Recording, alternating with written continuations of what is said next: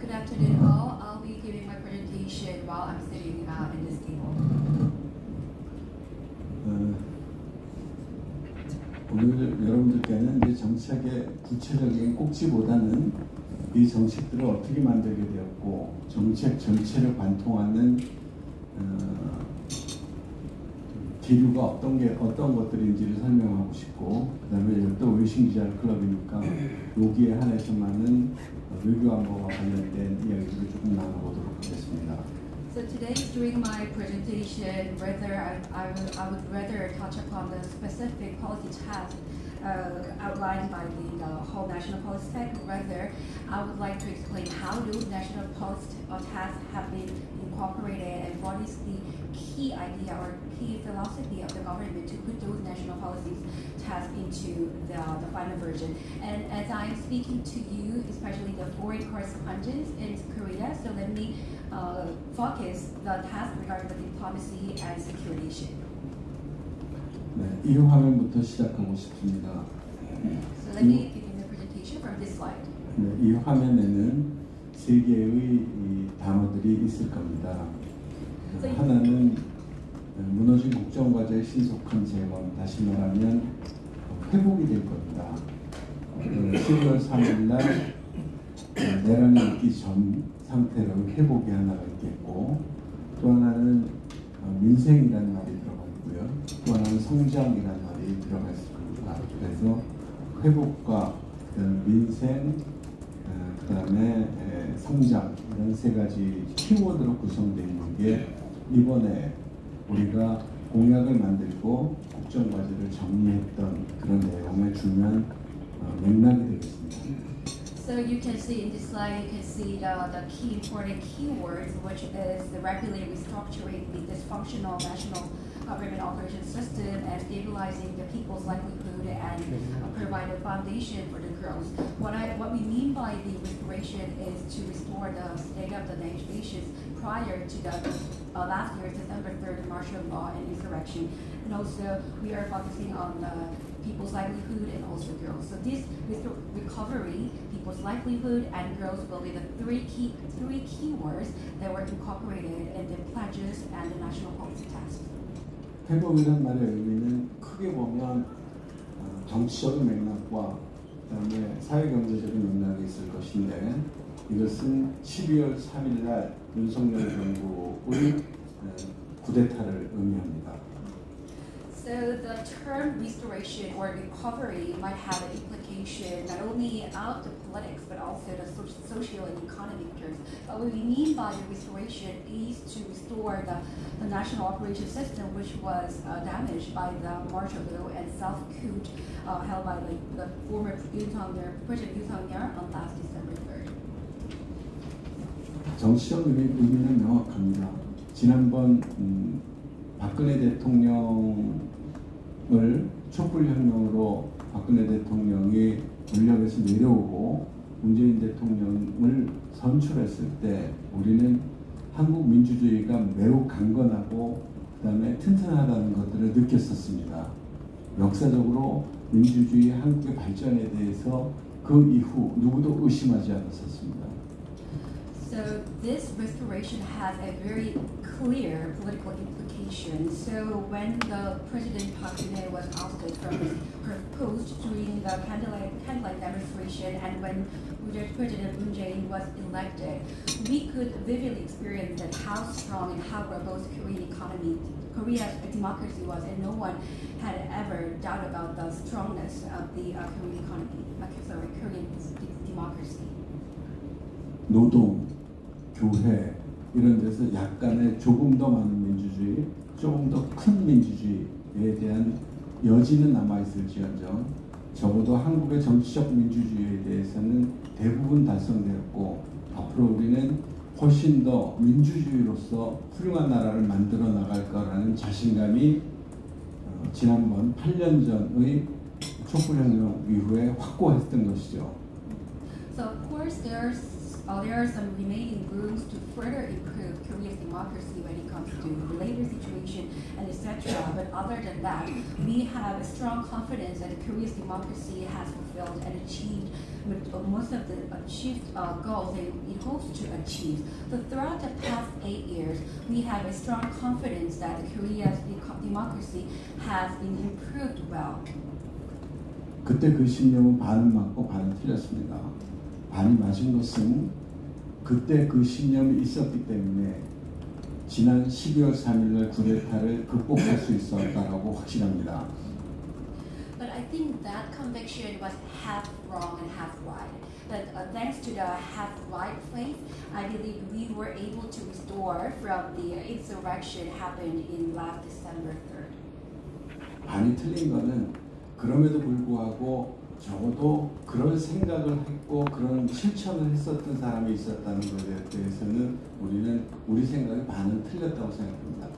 But what I mean by our conviction was half wrong is that at least we had an individual who thought of making an insurrection and who actually put that into practice. 돌이켜보면 우리가 가지고 있는 민주주의 제도라고 하는 게 얼마나 허약하고 얼마나 잘 관리해야 되는 것인지를 새삼 깨닫는 지난 8년과 작년의 경험이었다 이렇게 생각을 합니다. So in hindsight and looking back, I believe the 8 years of the past and the last year's incidents reminded us how fragile our democracy is and how we should manage and keep democracy strong. 또 한 가지는 사회 경제적인 측면인데요. 그 무슨 말이냐 하면 12월 3일 날 내란이 있고 나자마자 주식 가격이 막 떨어지기 시작했고 다음에 또 환율이 막 올라가기 시작했습니다. 우리가 1,300원을 돌파할 때 한국 환율이 경제학자들은 외환 시장에 대한 걱정을 참 많이 했었는데 1,500원에 육박할 정도로 급등하기 시작했습니다. And also, we also have some social and economic implication of the term restoration. When the insurrection occurred in December 3rd last year, the stock price plummeted and the foreign currency rate skyrocketed, and many economies had a huge concern about the foreign currency rate reached over almost 1,300 won, but almost the foreign currency rate once reached 1,500 Korean won. 여러분 아시는 대로 우리는 WTO에 가입하고 나서 얼마 있다 외환 위기를 경험했었고 외환 시장 문제에 대해서 우리는 매우 민감하게 생각할 수밖에 없는 나라입니다. As you all well aware, right after the Korea joined the WTO, Korea had gone through the global financial crisis, especially the Asian financial crisis. So that's why the Korea has very sensitive approach to the foreign currency market management. 다른 무엇보다 외환 시장을 안정시켜야 되고 자본 시장을 안정시켜야 되고 그다음에 기업의 외국인 투자에 대해서 안심시키고 안정화시킬 필요를 강하게 느꼈던 것입니다. So we sensed and we felt a strong sense of a need to stabilize foreign currency market, capital market, and also reassure the foreign investor to make an investment in Korea. 또 한 가지는 성장과 관련된 이야기입니다. 한국은 지난 한 10여 년 동안 고도성장, 지난 10여 년 정도 매우 빠른 고도성장 기간을 가진 경험이 있습니다. And next keyword will be regarding growth. Korea has gone through a rapid growth for the past 10 years. 우리가 가졌던 고도성장 경험은 사실 모든 추격하는 나라의 공통된 경험입니다. 영국과 프랑스를 제외한 나라들, 맨 앞서 나왔던 영국과 프랑스를 제외하고 독일도 그랬고 일본도 그랬고 우리도 그랬습니다. 매우 앞서 나가는 나라들을 바라보며 열심히 뛰어갔던 그런 기간들이 있습니다. So I think this the period of rapid growth is all common to the fast followers, excluding the leading countries like leading countries like the UK and France. Germany has gone through the same period of rapid growth. Japan also had the same period of rapid growth. I think all the fast followers around the world try to keep up the fast growth of the leading countries.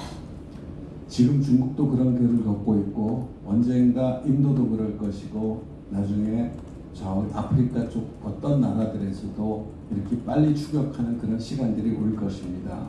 그러나 중요한 것은 언젠가는 이 추격하는 경제들은 다시 말하면 고도 성장하는 기간들은 곧 끝이 난다고 하는 것입니다.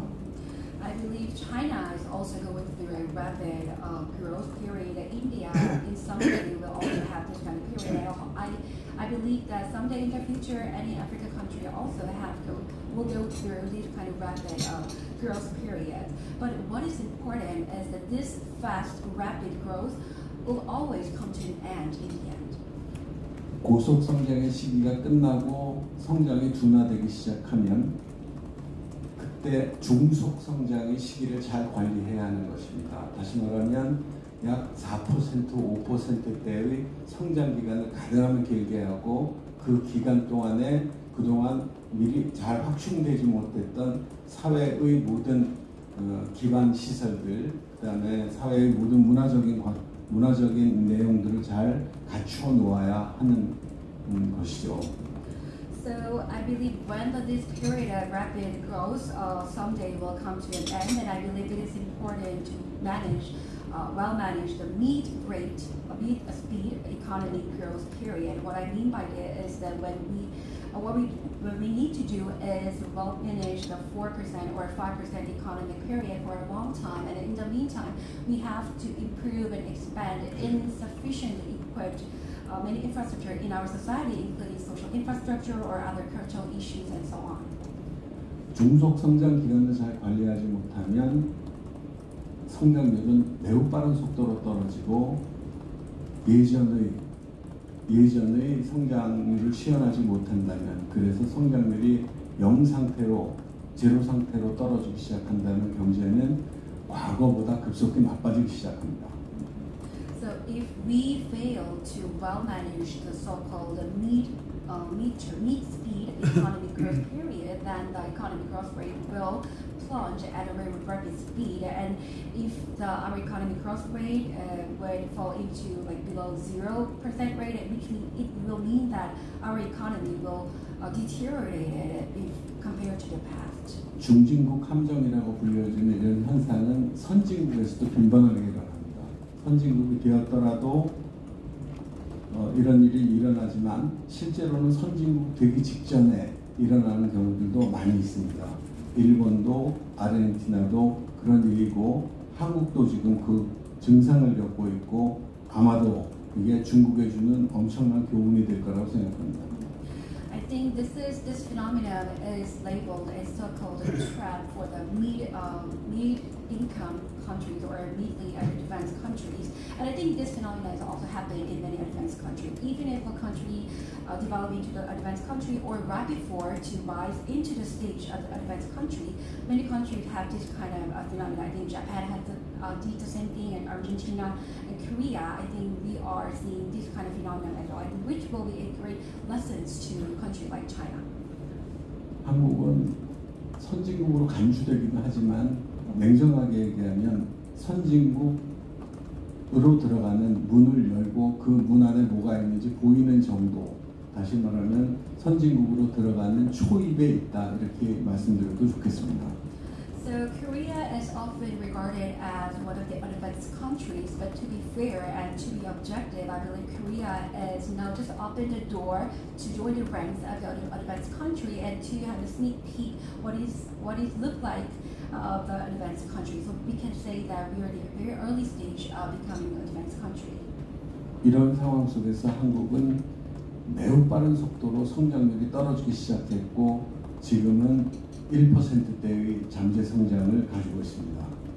And against this backdrop, the economic growth rate of the Korea has falling very rapidly, and we are having 1% of potential growth rate. 3만 5천 불대의 국민소득은 매우 불안한 국민소득입니다. 더군다나 한국은 남북관계도 있고 지정학적 위치 문제도 있고 산업구조상으로도 비용이 굉장히 많이 드는 사회 구조를 가지고 있습니다. So this 35,000 GDP is not very stable figure because Korea has inter-Korean relations issues and we are positioned in a very sensitive geopolitical strategy, and we also, our Korea's industrial structure accompanies a huge cost to manage. 비유를 해서 말하자면 잠자리 유충이 잠자리가 되기 직전의 상태라고 말씀드릴 수 있을 것 같습니다. So let me use this analogy to compare the what we stand at right now. So I think Korea is just like a caterpillar to become adult dragonfly. 그렇기 때문에 한국은 이제 과거의 성장 패턴, 다시 말하면 추격하고 모방하는 성장 패턴을 위해서 이제는 새롭게 창조하고 그리고 선도하는 경제를 갖지 않으면 안 되는 그런 지경에 있다, 이렇게 말씀드릴 수 있겠습니다. So I'd like to put it this way. I think Korea is now standing at a critical point that we have to move away from the past strategies of growing economy, which was mainly following the other advanced countries and mimic their models. Rather, we have to transition into a creative and leading way to further grow our economy. 마지막으로 한국은 그동안에 민주주의를 달성하고 산업화를 달성하기 위해서 정말 열심히 노력했습니다. 지난 1960년대부터 시작되었던 민주주의를 향한 열정과 동시에 잘 살아보기 위한 노력으로 여기까지 왔다고 생각해도 과언이 아닙니다. And over the past decades, Korea has put a lot of efforts to achieve democracy and industrialization. I think starting from the democracy back in 1960, I think it was all thanks to the Korean people's strong efforts to achieve democracy and to make a country where everyone can prosper. 그러는 와중에서 사회와 그리고 국가가 있었지, 그 사회와 국가 속에 있는 개인의 인권과 행복에 대한 생각들을 비교적 덜했던 것도 사실입니다. But it is true that in the process of achieving democracy and industrialization, there has been society and nation, but I think Korea has less paid attention to the basic human rights of the individuals and happiness of the individuals. 우리가 각각의 개인들에 있어서 기본권이라고 불려진 이런 이야기들이 우리 헌법에는 10조에 담겨 있지만 어떤 나라들, 예컨대 독일과 같은 나라에서는 1조에 담겨 있기도 합니다. So in Korea's constitutions, articles regarding the fundamental rights of the individuals is prescribed in the Article 10 Constitution. But for some countries like Germany, this kind of fundamental right protection is inscribed in the Article 1st of its constitution. 선진국이 된다는 것은 국가가 강해진다는 나라이면서 동시에 국가에 속한 개인들이 기본권이 강화되고 그 다음에 행복한 그런 나라가 된다는 것을 뜻할 거라고 생각합니다. So, in my personal view, I believe that what we mean by becoming an advanced country is not just to build a strong nation, but rather, at the same time, the fundamental right of the individuals and happiness of the individuals will be improved as well. 우리는 12월 3일 날 이런 것들을 보았습니다. 국민들의 민주주의 회복을 향한 강한 열망 속에서 국민들에게 희망이 있었고 또 이런 새로운 성장을 위한 그리고 새로운 인권을 위한 이런 희망들을 12월 3일 날 쿠데타가 일어나고 나서 불과 몇 시간 뒤부터 이런 현상을, 놀라운 기적들을 보기 시작했습니다. So we witnessed this kind of phenomenon back in last year, December 3rd. So it's a very strong aspiration of the people to restore our nation's democracy. And right after, just a few hours later, after the South coup was happening on December 3rd, we was able to witness this kind of strong aspiration of the people to restore the nation's democracy. 대통령 선거에서 공약을 작성하고 그 공약을 구체화시키는 책임이 주어진 저에게 당의 모든 역량을 동원해서 이 세 가지 키워드, 그래서 빨리 민주주의 그리고 사회경제적인 회복을 하고 새로운 성장 동력을 찾고 그리고 국민들의 기본권과 행복을 주제로 하는 사회 철학, 다시 말하면 대통령 공약을 만들 책무가 저와 당에 있었습니다. So as I was given the responsibility to come up with the pledges of the president and also flesh out the national policy task, I mobilized all the capacity of the party and I came up with these three keywords, which is the rapid recovery of our democracy, society, and economy, and second, finding new growth engine, and third, the fundamental basic rights and happiness of the individual. These three is the main keywords that I have incorporated in the pledges and now a national policy task. 그래서 만들었던 슬로건이 포괄적인 슬로건이 이 내용입니다. 국민이 주인인 나라, 국민주권국가. 이것은 헌법 1조를 의미했고요. 그 다음에 국민이 행복한 나라, 이것은 헌법 10조, 국민의 기본권을 이야기하는 것을 대표로 삼아서 공약을 만들고 공약을 정리했고 대통령이 취임사에서 말씀하신 내용입니다.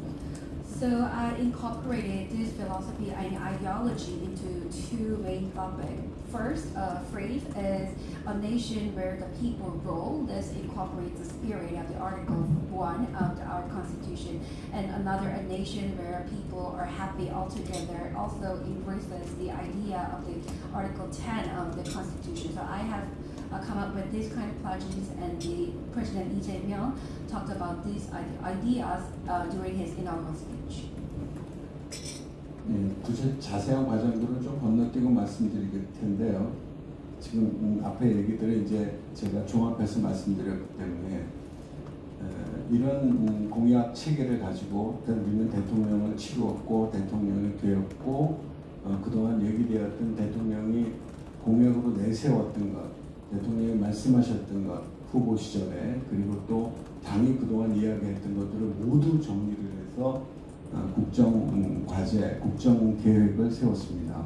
So I will just skip the detail of the national policy task, but rather we had come up with this kind of pledges for the President Lee Jae-myung when he ran for the president candidates, and these were all the pledges and all the things discussed by the party level is now incorporated into national policy tasks. 예, 이러한 목적을 달성하는 방법으로서 우리는 국민 통합이 필요했고 국민 통합을 위해서 각계 특히 야당과 그리고 국민들의 목소리를 잘 듣는 게 가장 중요하다고 생각했습니다.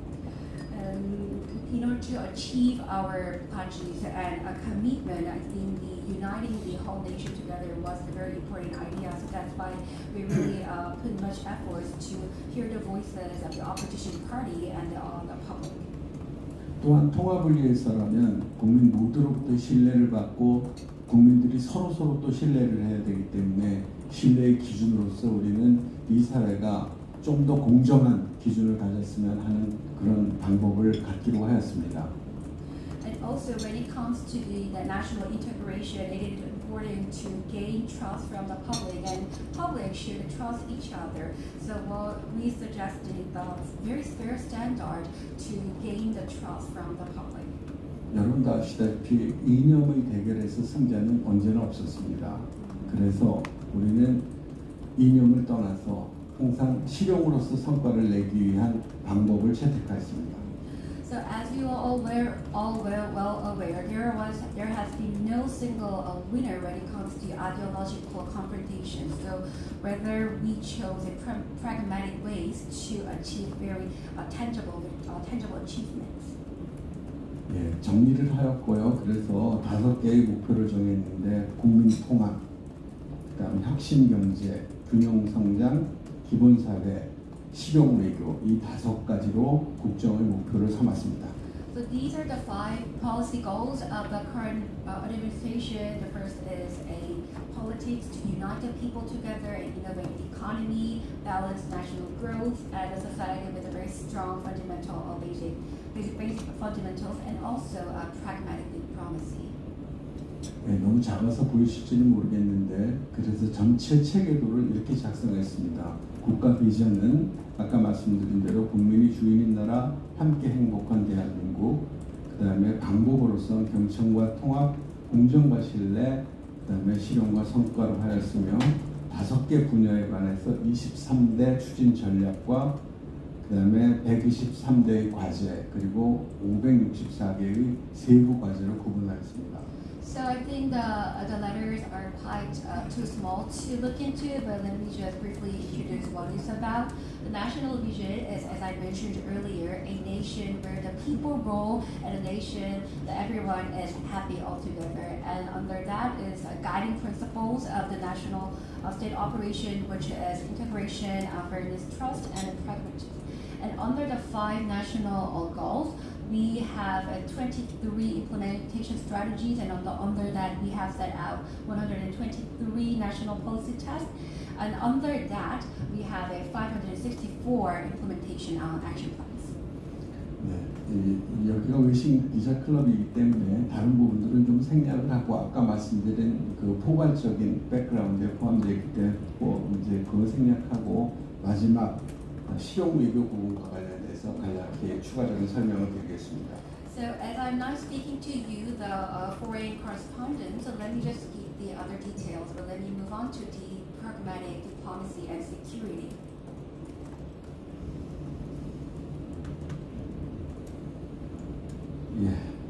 외교안보 과제인데요. 이 외교안보 과제 실용 외교를 전체를 관통하는 내용들은 미래지향적인 포괄적 한미 동맹을 기반으로 해서 정책을 짰다라고 하는 말씀을 드릴 수 있겠습니다.